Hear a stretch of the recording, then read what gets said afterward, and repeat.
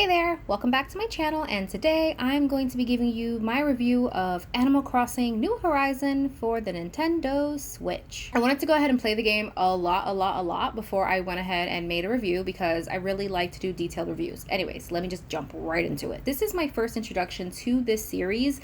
I have never played any other Animal Crossing. So this is the fifth installment in the Animal Crossing series. This comes after New Leaf, which I believe was where you built your own town. I had to do a lot of research to kind of find out, what the past ones were about, what did this one bring to the table, basically the differences and seeing what I got. This game is missing so much, and there's so many little things that could have been done so much better to put this game onto that masterpiece status, but it's just not great. When you compare how many shops you had in New Leaf to how many shops you have now, the upgrades that were required of you, it's less time consuming, and I pretty much got done with everything I needed to do in about a week. They had emporiums, they had a housing home, you had a cafe, a salon, Kick had his own store, there's a club, there's a gardening store. I mean, there's so much more I could go on, but that's just to give you a comparison of how much variety you had in New Leaf versus how much you're getting now. And for people like me who didn't know that, I'm thinking my 3 little shops I got here are like fantastic. And come to find out, I could have had my own freaking cafe. Like, that's... I love coffee. So next, I want to go ahead and talk about the villagers. First of all, they're adorable. I love all my villagers. I think that they're the most cutest things ever. Sometimes just watching them eat a sandwich in the middle of a sunny day is just like my Bible, right? It's my Jesus. However, the way that these villagers go about their day-to-day, the way that they dialogue, the way that they interact with you, the game really lacks and falls short on the bonding, the friendship, the dialogue, the depth of the characters. They have no depth whatsoever. These characters literally will tell you the same sentence in about maybe 5 times if you talk to them. I usually talk to my villagers 6 times a day because I like to get their photos. I like to build a bond with them. And I'm telling you, I'm getting repeat sentences after repeat sentences. There is nothing deep. There is nothing there. And they also don't really give you too much about the characters. I want to be able to learn about these characters. What don't they like? What do they like? What style they like? What's their favorite game, movie, book, everything. Tell me everything about you. And they don't give you that option. It's very bland, it's very uninspired, and they kind of give you information, but I don't feel like it's enough information to really be able to kind of get the core of their character. Now, yes, there's simple things like looking at what they're wearing, looking at the decor of the house, but to be honest, that was very misleading too. Gala is one of my villagers, and when I met her, she was wearing a green shirt, and then when I did some research, come to find out her favorite color is white and pink, and she likes cute and elegant, but her house is designed like a bank. She's got a stack of money in the back of her house, for Christ's sake. Like, it just doesn't match. Poppy, when I first met her, she was wearing a green dress, and her favorite color is green. But when I went into her house, she was all foresty, and so I saw lots of red. I saw earth tones. I thought, okay, she likes red. But come to find out, her favorite color is green and yellow. And then for you to have to talk to these villagers every single day to keep a good bond, but they're giving you the same dialogue over and over again, it becomes very tedious and very boring, and it's almost like you don't want to have to deal with it because there's just nothing stimulating. They're not going to say anything new to you, and it just becomes very annoying to have to kind of feel like you just got copy and paste characters that they just say one thing only. There's no variety to them, and it becomes very old very quickly. Next thing I want to talk about is the crafting in the game. I love being able to craft furniture, craft certain things that I can put in my house. Customization, I think, is amazing and fun. I love that I can do different colors, different patterns, what have yous. Now, the biggest problem I have with crafting is the system for it is so tedious, and it's so, back and forth.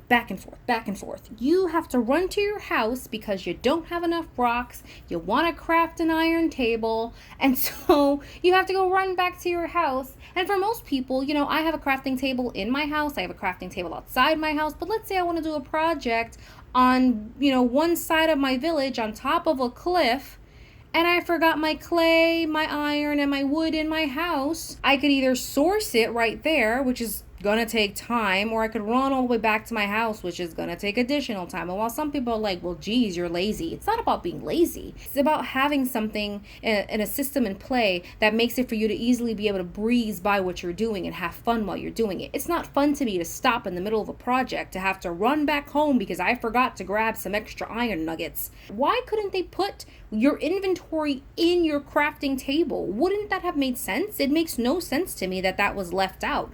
I just feel like they sat there and thought, you know what would be really fun? Why don't we have them run to their house every single time they need something? Like, just, like, what do you think? What do you think? And they just did it. And also, let's talk about not being able to bulk craft. I cannot be the only one that wants to scream every time I have to bulk craft my bait for the clams. When you get the clams and you have to, and oh my God, the bulk. Why?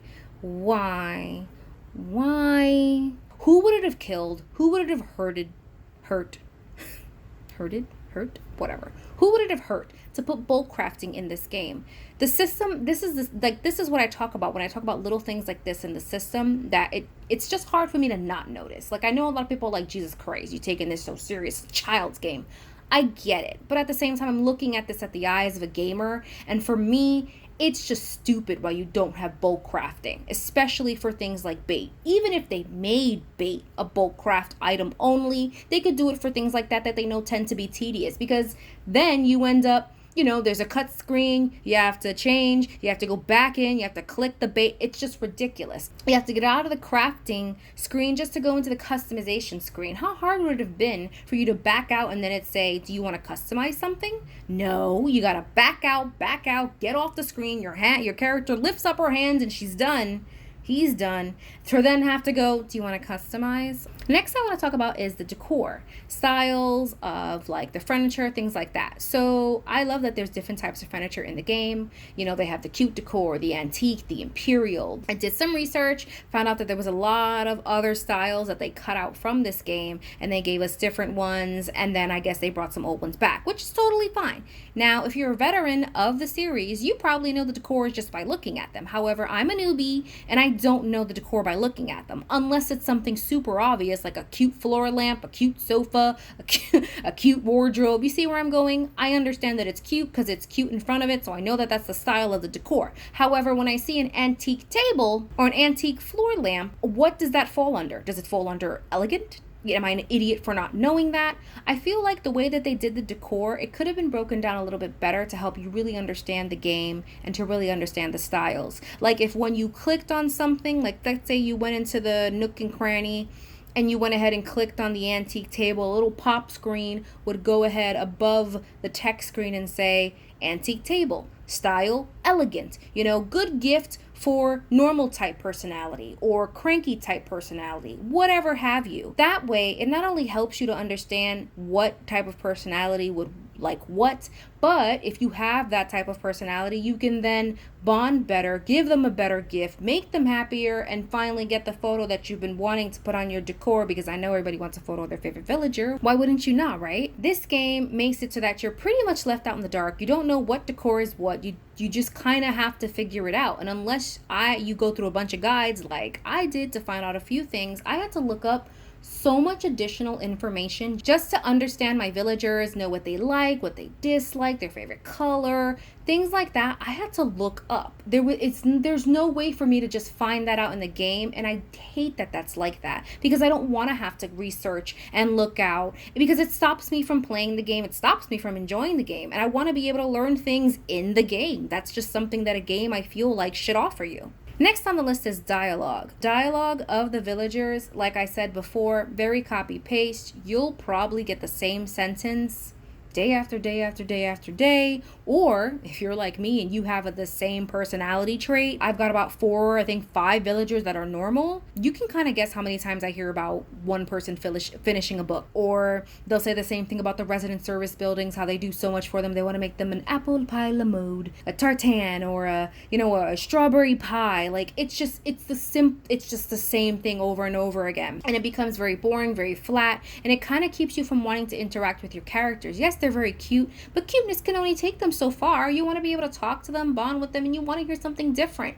You want to hear them engage and say something cute and fun and interesting. After a while, I'm just like, all right. And I'm just smashing the button to get through the dialogue and just be like, all right, well, I talked to them today. I'm done. I don't have to do it again. Like, rather than enjoy and being excited, it seems more like I gotta talk to this villager and I gotta get this out the way and I gotta blah, blah, blah. And it becomes more of a task rather than actually like a sense of enjoyment. The bonding events is really not much. You can do favors for them, you can, buy stuff, give them gifts, or you can do treasure hunts with them. Other than that, there's really nothing else. And I can't believe that this game offers nothing else to do with its villagers. You could play games with them. It would be nice to have something where you could read a book with them. I have a bunch of villagers on my island who love baking and they love cooking. I would love to do something like baking a cake with my villagers. Why is that not something that's incorporated into this game so that you'd be able to actually have fun with your villagers? Essentially, you're stuck on this random remote island with 9 villagers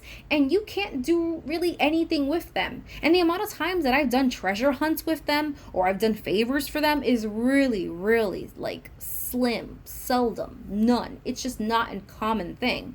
And I usually have to bother them for them to actually start doing those things with me. But it's still not very often. And I talk to my villagers very often, and I'm still not getting, a lot of treasure hunt opportunities or a lot of, can you do this for me? Favor opportunities. It's just not coming up as much as it should for how active I am with talking to my villagers and staying in the loop with them. Next thing I want to talk about is the vendor visits. So you get a lot of vendors within the week that will come and visit you, and there's different types of things that you can do with different vendors. There's CJ, Flick, Kix, Celeste, KK, Turnip Lady, can't remember her name, sorry. Daisy May.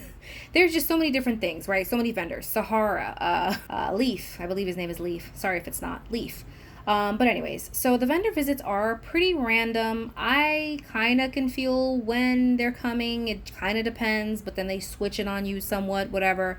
But the vendor visits are pretty annoying in their own way because, once again, the dialogue, none of the vendors remember you. So you have to go to the same dialogue every single time you see this vendor. Do you know how excruciating it becomes when you already know what the deal is and you still have to go through listening to Gulliver talk about his dream and he laughing and looking for his communicator, realizing his communicator is gone, and oh my god, none of the vendors seem to know who you are, and so they repeat themselves constantly. But it's just so much of button mashing that you have to do to finally get to what you want or to what, the character needs. And it just becomes very mundane, very routine, very boring, very fast. And it's just one of those things where it's just like, why would it have been so hard for them to just like have these characters recognize who you are? The only person that seems to really recognize who you are and always keeps it short and simple is Celeste. She's the only one.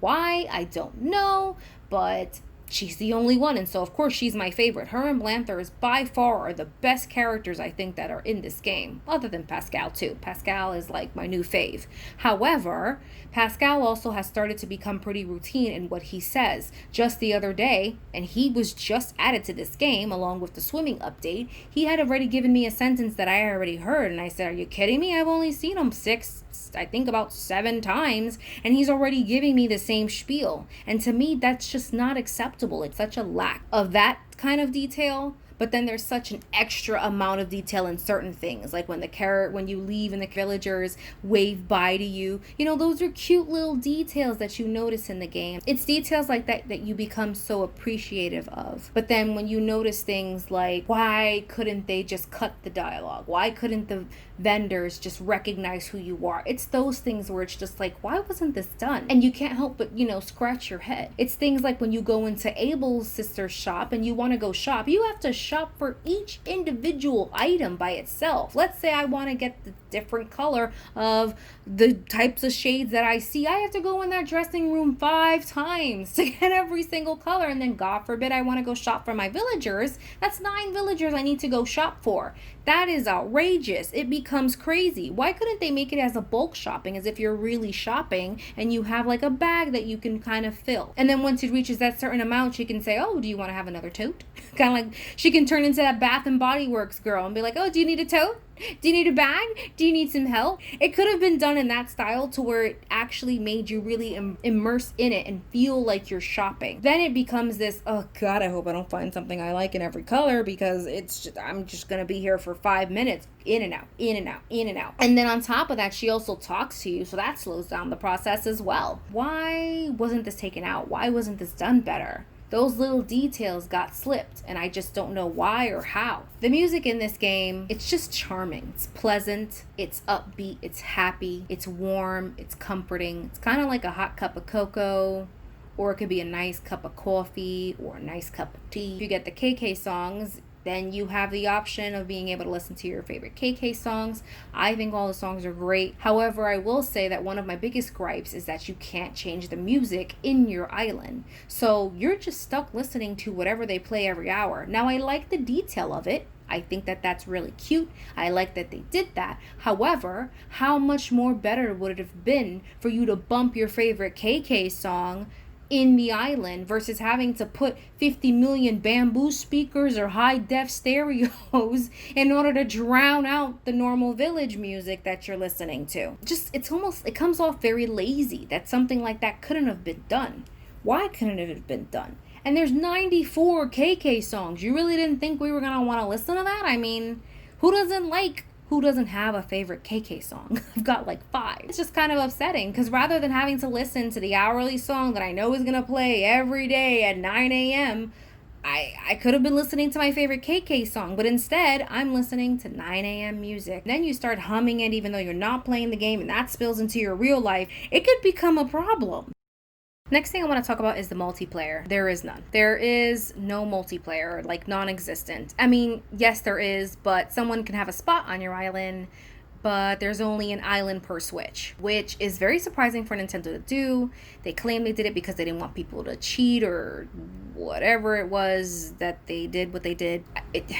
I don't know what they were thinking. They made it non-existent, and they made it very unfun to just kind of do anything with anyone else. I have 2 friends, and when they come over to when they come over to my island, there's really nothing to do with them. It's kind of the same level you feel with the villagers. There's no real activities to do with your friends. It would have been nice when we got the swimming update that they would have done like a volleyball, a Marco Polo, something that would have been really fun to kind of have as a group activity, so you could really have fun in the game and make it feel like you're really having fun with your friends. But there is nothing like that. And so essentially you're just running around, they're chopping some wood, they're taking some items. That's pretty much all you can do. You have to come up with your own games, your own source of entertainment.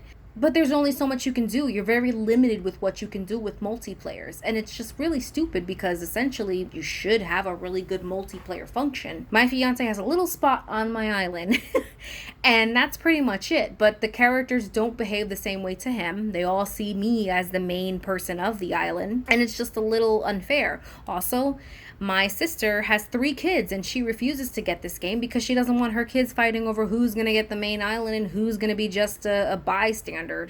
And so it's things like that. This game doesn't really make it able for multiple kids to have fun on one Switch. You have to buy 3 Switches just for 3 of your kids to be able to have fun on their own island. I don't understand why there's nothing that could have been done. I just don't understand how they let something like that slip. But to me, to have so many things in the island that you could have fun with, you could interact with, and you can't, it's just a huge missed opportunity.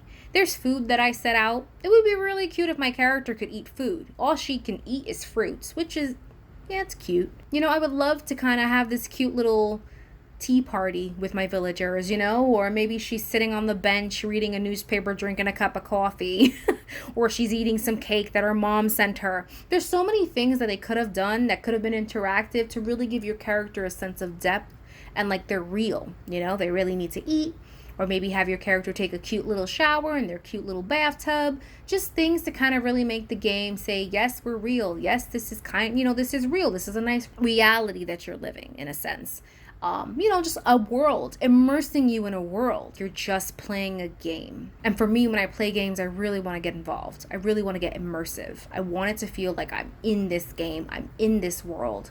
And I don't feel that with Animal Crossing. I feel like there's a distance, there's a line that I just can't cross. And for me, that kills my gaming experience when it comes to this game. All in all, I think that Animal Crossing is a very delightful game. And I do see potential with this game. And I think that's what upsets me most. It's seeing the potential and not seeing it be delivered. And I think that's what's the biggest problem for me. Will I continue to play this game? Absolutely. You know, will I continue to have fun? Yes. But is it something that I could see myself sticking with and playing with 5 years past? I don't know. And it's just because it's just not that involved. I'm already done with the game in a sense. I finished pretty much setting up my island. And once you're done with your island, there's really nothing else to do. You just kind of sit there, you do your dailies, and then that's it. You know, there should be other things to do though. You should be able to really immerse yourself in this game and do several different things and have, you know, real fun. And I just feel like there's such a lack there that was given. There was a lack of care, a lack of love, and the lack of detail that you can really see in this game. And it really upsets me because I think that it's a coming trend that a lot of people are just kind of shoving off to the side. But a lot of gaming companies are starting to rip off gamers, where you're making us pay $60 for a game that is supposed to be complete, but it's not. And then sure enough, down the road, 5 months, 6 months, a year later, you have the nerve to tell us, well, now we have downloadable content, but oh, you're going to have to pay additional. And then when you put it together with how much you paid, $60, an addition of $20, another $20, another $20 for every download that you want, that's a really big investment of money we're making for one game. And then think about the millions of people who are also putting those $20 in. That's a lot. And I'm not saying that they don't deserve it, but at the same time, it's also not fair to do that to us, because you should be giving us a complete game for what we're paying. And if you intend on making more video games, then this really shouldn't be a problem. Back in the day, the generation that I grew up in, you know, it was $50 or $60 a game, and you got a complete adventure. Now it's become acceptable for you to get a half-done game and wait 6 months for downloadable content. That's crazy. When did we start accepting that as a gaming community? And why are we accepting it? Is it a good game? Yes. Is it a great game? I don't know. I would love to hear what everybody else has to say, what you think about it. What's your favorite villager? What is it that you love doing in the game? Or what do you think that Nintendo could have done to make this game just a touch better? Because I always think there's room for improvement. I'm going to go ahead and give Animal Crossing New Horizon for the Nintendo Switch a 3 out of 5. Thanks guys so much for watching this video, and I will see you guys in the next one.